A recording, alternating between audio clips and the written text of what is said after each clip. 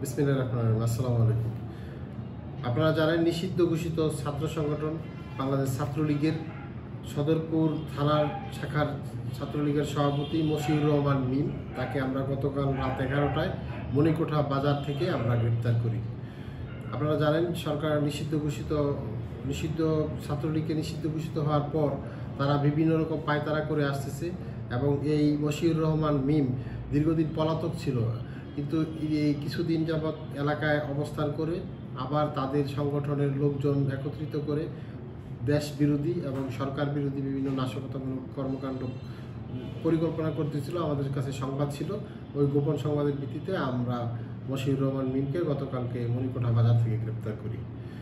এবং আপনি জানেন যে সে গত 2রা ফেব্রুয়ারি